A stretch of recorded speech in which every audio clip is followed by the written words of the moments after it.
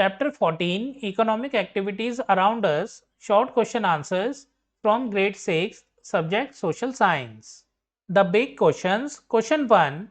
How are economic activities classified? Answer.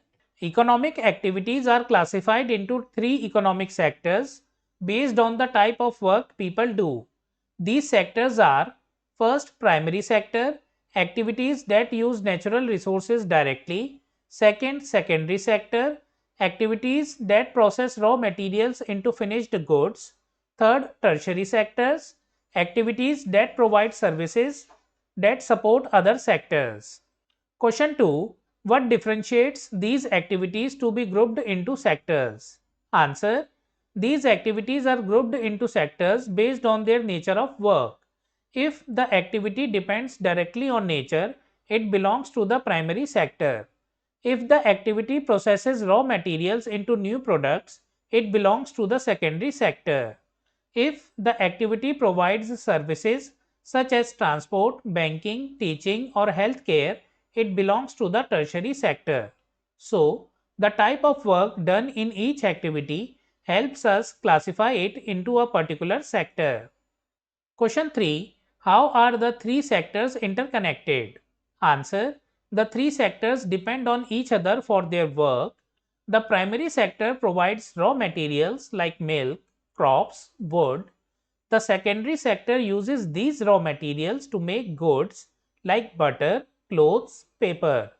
The tertiary sector provides the services like transport, banking, communication, and selling products. Without one sector, the others cannot function. They work together like steps in a chain. Next, questions, activities, and projects. Question 1. What is the primary sector? How is it different from the secondary sector? Give two examples. Answer. Primary sector. The primary sector includes activities where people use natural resources directly to produce goods. Examples: farming, fishing. Difference between primary and secondary sector.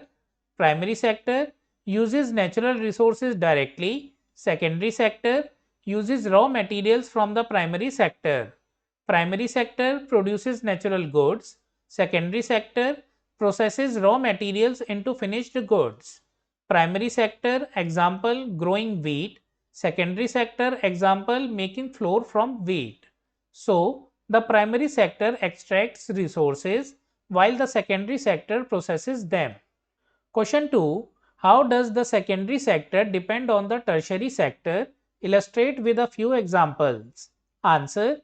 The secondary sector depends heavily on the tertiary sector for services that help in production and distribution. Examples: factories need electricity, a tertiary service for running machines. They need transport services to bring raw materials to factories and take finished goods to markets.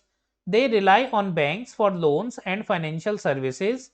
They need communication services like phones and internet to manage their business.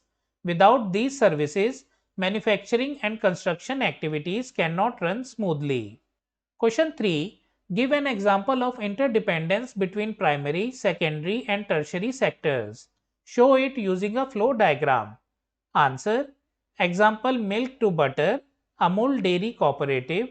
Primary sector: farmers milk cows and supply raw milk. Secondary sector: milk is processed in factories into butter, cheese, ghee, etc. Tertiary sector: trucks, trains, shops, and communication services help transport and sell the dairy products. So, this is the flow diagram. Primary sector milking cows, secondary sector processing milk into butter, tertiary sector transport plus shops sell butter. This shows how all three sectors depend on each other to complete the journey from farm to plate. So friends, you can draw this flow diagram. So friends, we have completed these question answers from chapter 14, Economic Activities Around Us. We have already studied notes and all the question answers of this chapter. You can find the link in the description and on the screen. If you like the video, kindly like, hype the video and share it with your friends. Also subscribe to my channel for more such videos. We will meet in the next video. Thank you for watching.